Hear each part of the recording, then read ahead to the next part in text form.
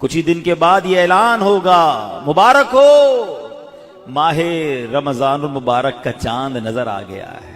کیا آپ جانتے رمضان المبارک کتنا عظیم مہینہ ہے؟ جی ہاں، وہ مہینہ تشریف لا رہا ہے جسے حدیث پاک میں سید الشہور یعنی تمام مہینوں کا سردار کہا گیا۔ وہ مبارک مہینہ آ رہا ہے کہ اس کی پہلی رات سے آسمانوں کے دروازے کھول دیے جائیں گے، پھر آخری رات تک، لاسٹ نائٹ تک وہ دروازے بند نہیں ہوں گے۔ جو اس مہینے میں ایک سجدہ کرے اسے 1500 نیکیاں لکھی جاتی ہیں، اور جنت میں سرخ یاقوت کا گھر بنایا جاتا ہے۔ اللہ اکبر، سمجھ آ رہی ہے بات؟ ایک سجدے پر 1500 نیکیاں، اور ایک ہی سجدے پر سرخ یاقوت کا جنت میں گھر۔ اب سوچیں جو نفل پڑھتے ہیں، جو پوری تراویح پڑھتے ہیں، ہر سجدے پر کیا کچھ حاصل کر رہے ہیں۔ انہیں سوچنا چاہیے جو تراویح میں سستی کر جاتے ہیں، نوافل میں سستی کرتے ہیں۔ دل پر چوٹ کرنے کے لیے ایک جملہ کہہ دیتا ہوں، باقی پھر آگے چلتے ہیں، کہ اگر یہ کہہ دیا جائے کہ ماہ رمضان میں جو جتنے سجدے کرے گا اسے اتنے 1000 روپے ملیں گے، پھر بتائیں کتنے سجدے کریں گے؟ اچھا جناب، جو ماہ رمضان میں پوری تراویح پڑھے گا اسے جناب کورنگی کی ایک بڑی سوسائٹی میں ایک پلاٹ دیا جائے گا، 20 رکعت پوری پڑھے، بندہ کہ 20 کے بعد کہیں کہ کچھ اور بھی پڑھ لیتا ہوں، ایک پورا پلاٹ مل جائے گا ہر سجدے پر۔ کراچی میں نہیں، پاکستان کے پوش ایریا میں نہیں، جنت میں سرخ یاقوت کا گھر دیا جا رہا ہے۔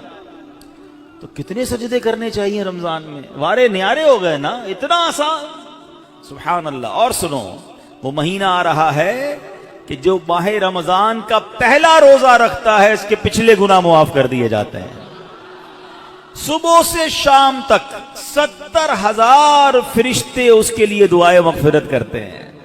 آج دنیا میں پتہ ہے ہم کسی بڑے بزرگ شخصیت کو ڈھونڈ رہے ہوتے ہیں، کسی عالم دین سے پیار ہوتا ہے، کسی پیر صاحب سے محبت ہوتی ہے، بندہ کہتا ہے جا کے یار ان سے دعا کروا لوں، میرا کام ہو جائے گا۔ اللہ کے فرشتے، اور وہ بھی کتنے؟ 70,000 صبح سے شام تک روزہ دار کے لیے دعائیں کر رہے ہیں، سبحان اللہ، جس میں نفل کا ثواب فرض کے برابر، فرض کا ثواب 70 گنا بڑھا دیا جائے گا۔ رمضان مبارک کی جب پہلی رات آتی ہے، اللہ پاک اس امت کی طرف نظر رحمت فرماتا ہے، اور جس پر اللہ نظر رحمت فرمائے اسے کبھی عذاب نہ دے گا۔ اس سے کیا پتہ چل رہا ہے؟ 2-3 باتیں آ گئی ہیں کہ پہلی رات بڑی امپورٹنٹ ہے، آخری رات تو ہے ہی امپورٹنٹ، وہ بعد میں بتاؤں گا، مگر چونکہ ابھی پہلی رات آنے والی ہے نا، first night of Ramzan is very important. آپ نے سنا اس رات ہمیں یہ 2 رکعتیں پڑھنی ہیں، پھر فرمایا اس رات اللہ جس پر نظر رحمت فرمائے گا اس پر کبھی عذاب نہیں ہوگا، اور پھر کیا فرمایا کہ پہلی رات آسمانوں کے دروازے کھول دیے جاتے ہیں، سبحان اللہ۔ تو یہ خاص رات ہے، فرمایا اس مبارک مہینے میں بخشش کے پروانے بانٹے جائیں گے۔ کون سا وقت بڑا سینسٹیو ہے؟ جو افطار کا وقت ہے نا، یہ بڑا سینسٹیو ہے، بڑا حساس، بڑا خوبصورت وقت ہے۔ حدیث پاک میں آتا ہے جس کا مضمون ہے ہر روز افطار کے وقت 10 لاکھ گناہگاروں کی بخشش کی جائے گی۔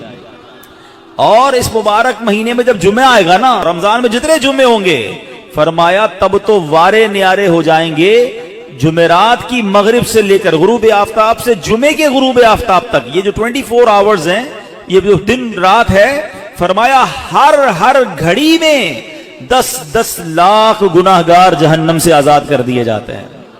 اور وہ بھی کون سے؟ جن پر جہنم واجب ہو چکی تھی، گناہوں کی وجہ سے جن پر جہنم واجب ہو گئی، وہ گناہگار بخشے جائیں گے۔ اللہ اکبر۔ اب سوچو یہ رمضان کیسا مہینہ ہے، اس کی کتنی خوشی ہونی چاہیے، کتنی پریپریشن ہونی چاہیے۔ افطار کا وقت تو اتنا نازک وقت ہے کہ 10 لاکھ بخشے جا رہے ہیں۔ ہم افطار میں کس کام میں لگے رہتے ہیں؟ بھائی سموسے آگے کے نہیں آئے، پکوڑے آگے کے نہیں آئے، شربت کہاں ہے، دہی بلے کہاں ہے، فلاں چیز کہاں ہے، گھر میں ایک افراتفری مچی ہوئی ہوتی ہے۔ پلیز ٹرائی ٹو انڈرسٹینڈ، یہ افطار کا وقت مانگنے کا وقت ہے، گر گڑانے کا وقت ہے، آنسو بہانے کا وقت ہے کہ مولا آج 10 لاکھ بخشے جا رہے ہیں، ان بخشے جانے والوں میں میرا بھی نام لکھ دے۔ کیا ہی اچھا ہو کہ باپ بھی بیٹھا ہو، ماں بھی بیٹھی ہو، بچے بھی بیٹھے ہوں اور ہاتھ اٹھے ہوئے ہوں، اور اللہ کی بارگاہ میں التجائیں ہوں، اے اللہ ہمارا گھرانہ تیرے دربار میں حاضر ہے، اے اللہ افطار کا وقت ہے، 10 لاکھ بخشے جائیں گے، اس بخشے جانے والوں میں ہماری فیملی کا، ہمارے گھر بار کا نام لکھ دے۔ تو اے میرے اسلامی بھائیوں، پردے میں جو مجھے انٹرنیٹ پر اسلامی بہنیں سن رہی ہیں، بعد میں سنیں، کچھ ایسا انتظام گھر میں کریں کہ 10 15 20 منٹ پہلے اب سارے کاموں سے فارغ ہو جائیں، اب دعاؤں میں گزاریں، افطار کا وقت افطار سے پہلے بھی دعا کریں، مگر جو خاص مقبولیت کی گھڑیاں ہیں وہ عین افطار کے بعد ہیں۔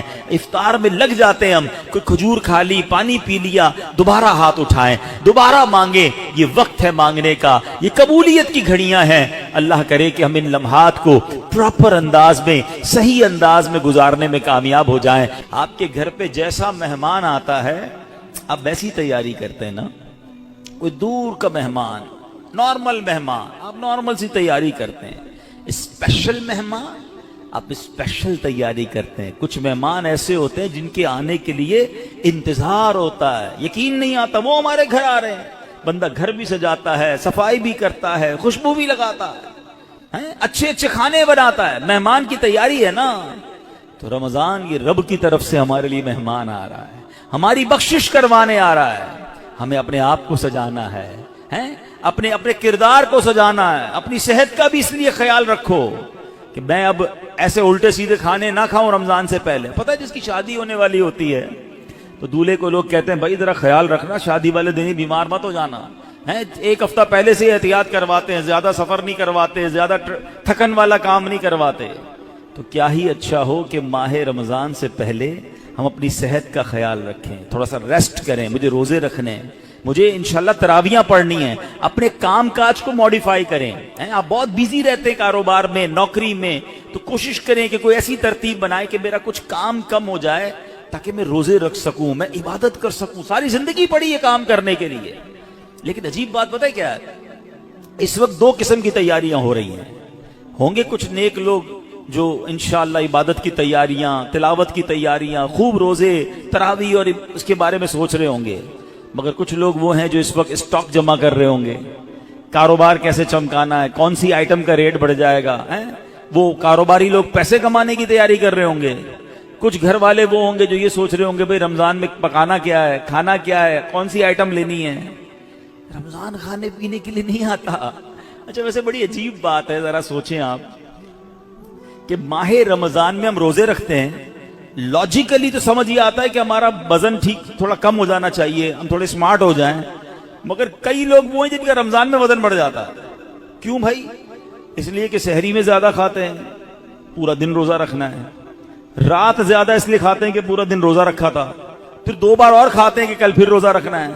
تو عام دنوں میں 2 بار کھاتے ہیں، رمضان میں 4-5 بار کھاتے ہیں، اور وہ کھاتے ہیں جو نہیں کھانا چاہیے۔ پورا سال جو چیز نہیں کھاتے وہ رمضان میں کھاتے ہیں، پھر موٹے ہو جاتے ہیں، طبیعت خراب ہو جاتی ہے، گلے خراب ہو جاتے ہیں۔ نہیں، ماہ رمضان تو کم کھانے کا مہینہ ہے، فریش ہونے کا مہینہ ہے۔ لیکن ہمارے یہاں تو فیسٹیول، اگر میں کہوں کسی کو کہ کسی غیر مسلم کو اگر رمضان میں دورہ کرا دیا جائے پاکستان کے مختلف شہروں کا اور کہیں بتاؤ کیا آپ نے دیکھا، تو کہے گا لگتا ہے مسلمانوں کا کوئی کھانے پینے کا تہوار آ رہا ہے، کہ میں جس مٹھائی کی دکان پہ گیا وہ رش تھا، جس پکوڑے کی دکان پہ گیا وہ لائنیں لگی ہوئی تھی افطار سے پہلے، اور بورڈ لگے ہوئے تھے سحری آفر، افطار آفر، تو لگتا ہے مسلمانوں کا کوئی کھانے پینے کا سالانہ تہوار آتا ہے۔ کتنی عجیب بات ہے یار، جس مہینے میں پورا دن کھانے پینے سے رکنا ہے، اس مہینے میں سارا دن رات کھانے پینے کی باتیں ہو رہی ہوتی ہیں۔ مجھے بتائیں نا، ہم دوست آپس میں ملتے کیا بات کرتے ہیں؟ یار سناؤ آج سحری کہاں کرنی ہے، اچھا بھائی افطار کہاں کرنا ہے، رات کدھر چلنا ہے کھانے کے لیے۔ ارے بھائی یہ بات کون کرے گا؟ تراویح کدھر پڑھنی ہے، آج تلاوت کدھر کرنی ہے، تہجد کہاں پڑھنی ہے، علم دین کی محفل کدھر سجی ہوئی ہے، ذکر و اذکار میں آج بیٹھ کے کدھر کرنا ہے، آج مل کے اللہ کی بارگاہ میں گر گڑا کر دعائیں کہاں کرنی، یہ گفتگو کیوں نہیں ہوتی؟ ماہ رمضان تو نیکیوں کا اجر بڑھا دیا گیا، مگر دماغ میں ایک ہی بات گھوم رہی ہوتی ہے، یا دوسری آج کل کھیل کود شروع ہو گیا رمضان میں۔ ایسا نہ کریں۔ ماہ رمضان کے کیسے کیسے فضائل ہیں ذرا سنیے گا۔ معراج شریف کی روایات میں ہے، معراج کے دولہ مکی مدنی مصطفیٰ صلی اللہ تعالی علیہ وسلم نے سدرۃ المنتہا کے قریب ایک فرشتہ دیکھا۔ آپ فرماتے لم ار مثلہ، یعنی ایسا نرالا فرشتہ میں نے کبھی نہیں دیکھا۔ نبی پاک فرما رہے تو آپ فرماتے ہیں کہ میں نے ایسا نرالا فرشتہ تو کبھی نہیں دیکھا تھا. یہ جب تسبیح کرتا تھا تو اس کی ایسی خوبصورت آواز تھی کہ اس آواز سے عرش بھی جھوم اٹھتا تھا. میں نے جبرائیل سے پوچھا ایو خلقی ھذا، اے جبرائیل یہ کون سی مخلوق ہے؟ عرض کی حضور یہ ایک فرشتہ ہے جو حضرت آدم علیہ السلام سے 2000 سال پہلے پیدا کیا گیا تھا. میں نے پوچھا اس سے پہلے یہ کہاں تھا؟ عرض کیا اللہ پاک نے عرش کے نیچے جنت میں ایک جگہ بنائی ہے، یہ وہیں ہوتا ہے. حضور آج آپ کے دیدار کے لیے حاضر ہوا ہے. کیا شان ہے میرے آقا کی، ہر کوئی فدا ہے بن دیکھے، دیدار کا عالم کیا ہوگا. ارے فرشتہ بھی میرے آقا کے دیدار کا تمنائی ہے. جبریل امین کہتے حضور آج آپ کے دیدار کے لیے حاضر ہوا ہے. مکی مدنی سلطان صلی اللہ تعالی علیہ وسلم فرماتے ہیں کہ اب نبی پاک علیہ الصلوۃ والسلام نے اس فرشتے سے ایک بڑا کمال کا سوال کیا. ذرا سنیے گا، آپ کا ایمان تازہ ہو جائے گا. پیارے آقا علیہ الصلوۃ والسلام نے اس فرشتے کو سلام کیا تو وہ تسبیح میں مصروف تھا، اللہ پاک کی تسبیح میں مصروف تھا، اسے سلام سنائی نہ دیا. اب جبریل امین نے اسے کہا ھذا محمد صلی اللہ علیہ وسلم، یہ محبوب خدا جناب رسول اللہ صلی اللہ علیہ وسلم ہے. جب اس نے سنا تو خوشی سے اپنے 2 سبز پر پھیلائے. یہ اتنے بڑے پر تھے جنہوں نے آسمانوں اور زمین کو گھیر لیا. اب اس نے مجھے نبی پاک فرماتے ہیں مجھ سے گلے ملنے کی سعادت حاصل کی، ادب سے بوسہ بھی دیا. پھر عرض کی یا رسول اللہ صلی اللہ تعالی علیہ وسلم آپ کے لیے گڈ نیوز ہے، آپ کے لیے خوشخبری ہے کہ اللہ پاک نے آپ ماہ رمضان کے صدقے آپ کی امت کی بخشش فرما دی. اس فرشتے نے نبی پاک کو خوشخبری عطا عرض کی کہ حضور آپ کی امت کو اللہ نے ماہ رمضان کے صدقے بخش دیا ہے. سبحان اللہ. نبی ہاشمی صلی اللہ علیہ وسلم مزید فرماتے ہیں اس فرشتے کے سامنے 2 صندوق رکھے ہوئے تھے جن پر ہزاروں تالے لگائے ہوئے تھے. میں نے پوچھا ان صندوقوں میں کیا ہے؟ اس فرشتے نے عرض کی ان صندوقوں میں آپ کی امت کے روزہ داروں کے لیے جہنم سے آزادی کے پروانے ہیں. ہائے ہائے، ہماری آمد ہماری مغفرت کا انتظام پہلے ہی رب نے فرما دیا ہے. کاش ہم ماہ رمضان کے قدردار بن جائیں. اے گناہ گاروں تمہاری سمجھ لو بات بن آئی ہے، عاصیوں کی مغفرت کا لے کر آیا ہے پیام. جھوم جاؤ مجرموں رمضان ماہ غفران ہے. بھائیوں بہنوں کرو سب نیکیوں پر نیکیاں، پڑ گئے دوزخ پہ تالے قید میں شیطان ہے. اللہ اکبر. تو اے میرے پیارے اسلامی بھائیوں یہ اس قدر مبارک مہینہ ہے کہ اللہ کریم اس مہینے میں رحمتوں اور برکتوں کے دروازے کھول دیتا ہے. اس مہینے میں مغفرتوں کے انتظام ہو گئے ہیں. اللہ کرے کہ ہم ماہ رمضان کی قدر کرنے والے بن جائیں. رب عز و جل قرآن مجید میں اس ماہ مبارک کے بارے میں فرماتا ہے.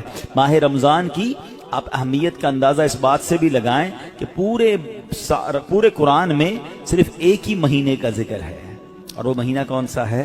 وہ مہینہ ماہ رمضان ہے. اللہ قرآن میں فرماتا ہے بسم اللہ الرحمن الرحیم شہر رمضان الذی انزل فیہ القرآن ھدی للناس وبینات من الھدی والفرقان فمن شہد منکم الشہر فلیصم.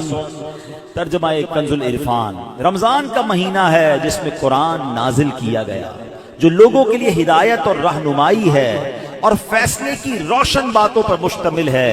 تو تم میں جو کوئی یہ مہینہ پائے تو ضرور اس کے روزے رکھے. سبحان اللہ. اے میرے پیارے اسلامی بھائیوں رمضان کا مہینہ کیا خوبصورت فرمایا کہ جو اس مہینے کو پائے وہ روزے رکھے. پیارے اسلامی بھائیوں رمضان المبارک کی شان کیسی ہے. یہ مہینے جس کو بھی رمضان ملتا ہے نا اس کو گویا لاٹری لگتی ہے. میں آپ کو واقعہ سناتا ہوں، بہت امیزنگ واقعہ ہے. پیارے آقا علیہ الصلوۃ والسلام کی بارگاہ میں حضرت بہت اچھے بڑے صحابی ہیں، بلند مرتبہ صحابی ہیں، حضرت طلحہ بن عبید اللہ رضی اللہ تعالیٰ عنہ فرماتے ہیں کہ ایک مرتبہ 2 شخص نبی پاک کی بارگاہ میں ایک ساتھ آئے. دونوں نے کلمہ پڑھا، صحابی ہونے کا درجہ حاصل کر لیا، بڑے نیک اور پرہیزگار تھے، اور ان میں سے ایک عبادت اور ریاضت میں بہت زیادہ محنت کرتے تھے. جو زیادہ عبادت گزار تھے یہ ایک مرتبہ ایک غزوے میں شریک ہوئے اور شہید ہو گئے.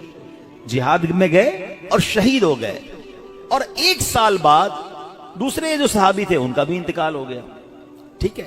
حضرت طلحہ فرماتے ان دونوں کے دنیا سے جانے کے بعد ایک رات میں نے خواب میں دیکھتا ہوں کہ میں جنت کے دروازے پر کھڑا ہوں, یہ دونوں صحابی رسول وہاں موجود ہیں. اتنے میں جنت کے اندر سے کوئی باہر آیا, وہ صحابی جن کا انتقال 1 سال بعد ہوا تھا انہیں لے کر جنت میں چلا گیا. تھوڑی دیر کے بعد دوبارہ وہ فرشتہ آیا اور جو صحابی 1 سال پہلے شہید ہوئے تھے ان کو بعد میں جنت میں لے کر گیا.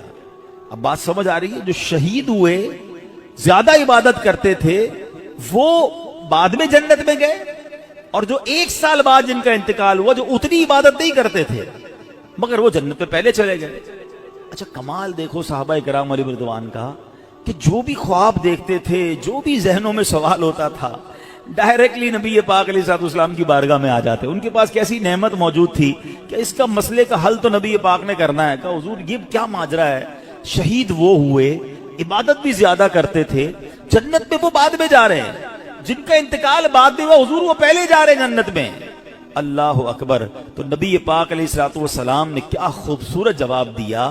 فرمایا یہ دوسرے صحابی 1 سال زیادہ زندہ نہیں رہے. کہا جی حضور یہ تو 1 سال زیادہ زندہ رہے.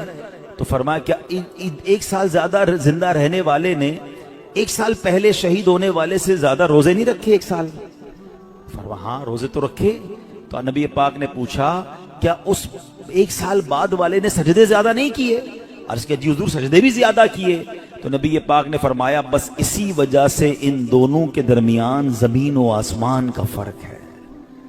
بات سمجھ آ رہی ہے؟ مومن اور نیک آدمی کی لمبی عمر یہ اس کے لیے بہت بڑی سمجھ لو فائدہ ہے کہ وہ جتنا جیتا ہے اتنے سجدے زیادہ کرتا ہے, اتنے رمضان اسے ملتے ہیں. ابھی 15 شعبان کو نوافل پڑے تھے نا, 2 رکعت یہ بھی تو تھے نا کہ اللہ ہمیں درازی عمر بالخیر عطا فرما. یاد رکھیے گا بندہ نیک ہو اور عمر طویل ہو تو اس کے وارے نہیں آ رہے ہیں, لیکن اگر بندہ گناہگار ہے اس کی عمر بڑی ہو جائے تو وہ تو مارا گیا نا. اس کی تو روز نماز قضا ہو رہی ہے, اس کے رمضان کے روزے بھی قضا ہو رہے ہیں, وہ روز جھوٹ بول رہا ہے, وہ روز حرام کما رہا ہے, تو اس کا تو گناہوں کا میٹر جاری ہے نا. یہ لوگ بڑی عمر کی جو دعا کرتے ہیں نا, بڑی اچھی نعمت ہے یہ, لیکن اللہ سے ہمیشہ یہ دعا کریں کہ مولا نیکیوں والی طویل عمر عطا فرما, عافیت والی طویل عمر عطا فرما. تو پتہ چلا کہ پھر رمضان آ رہا ہے میری بخشش کروانے. تو پتہ چلا کہ ماہ رمضان یہ ہمارے لیے بہت بڑا احسان ہے. اللہ خیر سے رمضان عطا کر دے, اس کو ضائع نہ ہونے دینا, اس کو خوب نیکیوں میں گزارنا. پچھلے گناہوں کی معافی کا ایک اور چانس دیا جا رہا ہے, مغفرت کا گویا ایک اور موقع آنے والا ہے. اللہ کرے کہ ہم اس کی قدر کرنے میں کامیاب ہو جائیں. نبی پاک کیا کرتے, میرے آقا جب چاند نظر آتا نا سبحان اللہ, تو پیارے آقا علیہ الصلوۃ والسلام قبلے کی طرف رک کر کے یوں دعا مانگتے. ذرا دعا دیکھیے گا کون سی ہے. آقا کی دعا کیا ہوتی, اللہم اہلہ علینا بالامن والامانہ والسلامة والعافية المجللة ودفاع الأسقام والعون على الصلاة والصيام والقيام وتلاوة القرآن. اللهم سلمنا لرمضان وسلمه منا حتى ينقضي وقد غفرت لنا ورحمتنا وعفوت عنا. اے اللہ اس چاند کو ہم پر امن و امان, سلامتی, مکمل عافیت اور بیماریوں سے حفاظت کا ذریعہ بنا, اور نماز, روزے, عبادت اور تلاوت قرآن پر مدد کا سبب بنا. اے رب کریم ہمیں رمضان کی وجہ سے سلامتی عطا فرما, یعنی اسے ہمارے لیے سلامتی والا بنا اور اسے ہم سے سلامتی عطا فرما, یہاں تک کہ جب یہ رخصت ہو تو تیری مغفرت و رحمت اور عفو درگزر ہمارا یقینی مقدر بن چکا ہو. سبحان اللہ. تو پتہ چلا رمضان مبارک کی آمد پر خوشخبریاں دینا, لوگوں کو مبارکباد دینا, یہ اچھا کام ہے. انشاءاللہ اگر ہم رمضان کی آمد کی خوشی بنائیں گے, اللہ کی رحمت جوش میں آئے اور کاش ہم جنت کے حقدار بن جائیں. مگر ایک احتیاط اس میں کرنی ہے. جب بھی رمضان آتا ہے نا تو ایک بڑا عجیب سا میسج وائرل ہوتا ہے. کیا وائرل ہوتا ہے؟ حدیث پاک میں ہے کہ جس نے سب سے پہلے آمد رمضان کی مبارک دی اس کے لیے جنت واجب ہو جاتی ہے. ایسی کوئی حدیث ہمارے آقا مکی مدنی مصطفیٰ صلی اللہ تعالی علیہ وسلم سے ثابت نہیں ہے, نہ ہی رمضان کے بارے میں، نہ ہی کسی مبارک مہینے کے بارے میں ایسے جھوٹے میسیجز کو آگے بڑھانا نہیں چاہیے۔ جو بھی آپ کو میسج بھیجے اس کو محبت کے ساتھ سمجھائیں کہ ایسی کوئی حدیث نہیں ہے۔ حدیث پاک ذرا غور سے سن لیں، جو ہر میسج آگے فارورڈ کر دیتے ہیں نا، پہلے چیک تو کریں یہ حدیث ہے بھی کہ نہیں، ہم کہیں جھوٹی حدیث یا جھوٹی بات پھیلانے کا سبب تو نہیں بن رہے۔ حدیث پاک سنیے گا، من کذب علی متعمدا فلیتبوأ مقعدہ من النار۔ آقا فرماتے جس نے مجھ پر جان بوجھ کر جھوٹ باندھا، مثلا نبی پاک علیہ الصلوۃ والسلام نے کوئی بات فرمائی نہیں تھی اور یہ کہہ دیا کہ پیارے آقا علیہ الصلوۃ والسلام کی حدیث ہے، تو ایسا بندہ اپنا ٹھکانہ جہنم میں بنا لے۔ تو بالکل بھی لوگ اچھا یہ تو عجیب ہے نا، کہیں بیٹھے اللہ قرآن میں یہ فرماتا ہے بھائی، قرآن میں آیا ہے، کدھر آیا ہے بھائی یہ اس کو بھی نہیں پتا ہے، حدیث میں یہ بات آئی ہے، بھائی کون سی حدیث کس کتاب ہے پتا کچھ نہیں ہے، اپنی طرف سے بولی جا رہے ہیں۔ بھائی کس نے کہا ہے آپ کو قرآن میں آیا ہے، حدیث میں آیا ہے؟ آپ کو جب پتا نہیں ہے، آپ کو یاد نہیں، اتنا سخت معاملہ ہے نبی پاک کی طرف جھوٹ باندھنا ہے، اور آقا نے کیا فرمایا؟ اپنا ٹھکانہ جہنم بنایا۔ تو آپ کہہ دیں میں نے کہیں پڑھا ہے، ہو سکتا ہے میں نے کہیں سنا ہے، قرآن اور حدیث کی بات کرتے تو لرزہ آ جانا چاہیے، ایک زبر زیر پیش کا ہم فرق نہیں کر سکتے قرآن میں، اور جناب اللہ نے قرآن میں یہ فرمایا، تم کو نہیں پتا قرآن میں یہ ہے، بحث کریں گے اور قرآن کو بیچ میں لے آئیں گے۔ یہ ہماری خواتین بھی بہت کرتی ہیں، تو مہربانی کر کے اسے توبہ کریں، اور ان معاملات میں جب تک آپ کے سامنے، آپ دیکھیں آج کروڑوں لوگوں کی تقدیریں بدلنے والے، لاکھوں ہزاروں حافظ اور عالم بنانے والی شخصیت امیر اہل سنت، نہ جانے کتنی ہزاروں ان کو حدیثیں یاد ہوں گی، کتنی روایتیں اور آیتیں یاد ہیں، مگر آج بھی آپ مدنی مذاکرے میں دیکھیں یہ کیوں، یہ ہماری تربیت کے لیے کہ وہ پہلے قرآن کی کوئی آیت پڑھنی ہے تو لکھا ہوا سامنے لاتے ہیں، حدیث پڑھنی ہے تو پورا پڑھ کے سناتے، تاکہ ایگزیکٹلی وہی لفظ لوگوں کے سامنے جائے جو نبی پاک کے مبارک دہن مبارک سے نکلا ہے۔ میارے آقا علیہ الصلوۃ والسلام کا ہر وہ لفظ جو نبی پاک کی زبان اقدس سے نکلا ہے، وہ چونکہ چنانچہ جیسا کہ کر کے نہیں، ایگزیکٹلی وہ بیان کرنے کی کوشش کرتے ہیں، اور یہ تربیت ہے دنیا بھر کے دعوت اسلامی والوں، بلکہ میں کہتا ہوں ساری دنیا کے مسلمانوں کے لیے، کہ بات کس کی کر رہے ہو یار، کس کی زبان سے وہ جملہ نکلا ہے آپ کو پتا ہے؟ پوچھو میرے اعلیٰ حضرت سے وہ زبان کیسی ہے، اس کی گفتگو کیسی ہے؟ میرے رضا کہتے ہیں وہ دہن جس کی ہر بات وحی خدا، وہ دہن جس کی ہر بات وحی خدا، چشمہ علم و حکمت پہ لاکھوں سلام، وہ زبان جس کو سب کن کی کنجی کہیں، اس کی نافذ حکومت پہ لاکھوں سلام۔ تو ہماری آپ کی جرت نہیں ہونی چاہیے کہ حدیث میں اپنی طرف سے حاشیے لگائیں، اپنی طرف سے معاذ اللہ قرآن پاک کے بارے میں، بعض اوقات تو یہ بات ایمانیات پر آ جائے گی اگر اپنی طرف سے کوئی بات ایڈیشن کر رہا ہے، تو بڑے احتیاط کی حاجت ہے۔ البتہ ماہ رمضان ایک اور خوبصورت آیت سنیے گا، اس میں قرآن پاک نے جو ہم پر رمضان کے روزے فرض کیے گئے نا، اس کا ریزن بیان کیا، یعنی ہماری شریعت ہم سے چاہتی کیا ہے؟ روزے تو ہم برسوں سے رکھ رہے ہیں، بچپن سے روزے رکھ رہے ہیں، کئی ایسے یہاں ایسے ہوں گے، لیکن اس روزے سے میں حاصل کیا کرنا ہے؟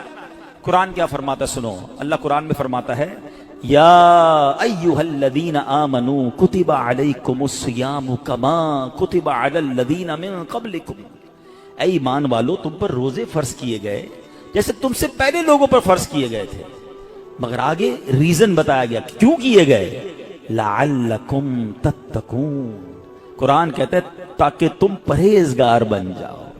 آج سمجھ لیں، میں اس موضوع کو تھوڑا اور مزید ڈیفائن کروں گا کہ روزے فرض ہونے کی وجہ قرآن نے کیا بیان کی، لعلکم تتقون، تاکہ تم پرہیزگاری اختیار کرو، تم پرہیزگار بن جاؤ۔ اس آیت کریمہ میں جو روزے کی اعلیٰ ترین حکمت اور بہت بڑا فائدہ بیان کیا گیا، ایکچولی اس میں چھپا ہوا ہے لعلکم تتقون، تاکہ تم پرہیزگار بن جاؤ۔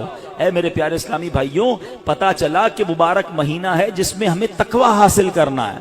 آپ نے علماء کرام کا بیان سنا ہوگا، وہ بعض علماء کہتے ہیں الحمدللہ رب العالمین والعاقبۃ للمتقین، اس کا معنی پتہ ہے؟ اے ہائے، یقین کریں کبھی کبھی خطبہ ہی ہلا دیتا ہے یہ جملہ اگر سمجھ آ جائے نا، کہ تمام تعریفیں اس رب کے لیے ہیں جو عالمین کا رب ہے، والعاقبۃ للمتقین، جو آخرت ہے نا، جو بعد والی زندگی ہے وہ ہے ہی متقین کے لیے۔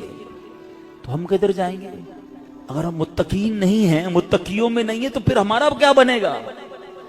اب ذرا غور کیجئے، تقوی یہ بڑی کمال کی نعمت ہے، آسان نہیں ہے، مگر سبحان اللہ رمضان کا روزہ جو ہے وہ ہمیں متقی بنانے آیا ہے. قرآن کہتا بھی یہی ہے لعلکم تتقون، تاکہ تم پرہیزگار بن جاؤ، متقی بن جاؤ. سبحان اللہ، تقوی کتنی بڑی دولت ہے. حضرت ابو سعید خدری رضی اللہ تعالیٰ عنہ سے روایت ہے، رسول اکرم نور مجسم شفیع معظم صلی اللہ علیہ وسلم نے ایک صحابی کو نصیحت کرتے ہوئے فرمایا علیک بتقوی اللہ فانہ جماع کل خیر، تم پر تقوی لازم ہے کہ بے شک تقوی تمام بھلائیوں کا مجموعہ ہے. تمام بھلائیوں کا کمبینیشن کیا ہے؟ وہ تقوی ہے. حجت الاسلام امام محمد غزالی فرماتے ہیں اے عزیز تجھے جاننا چاہیے کہ تقوی ایک نایاب خزانہ ہے. اگر تم اس خزانے کو حاصل کرنے میں کامیاب ہو گئے تو تم بہت بڑی کامیابی حاصل کر لو گے. یوں سمجھو کہ دنیا اور آخرت کی تمام بھلائیاں تقوی میں جمع کر دی گئی ہیں. اور وہ تقوی کیسے ملے گا؟ وہ روزے سے ملتا ہے.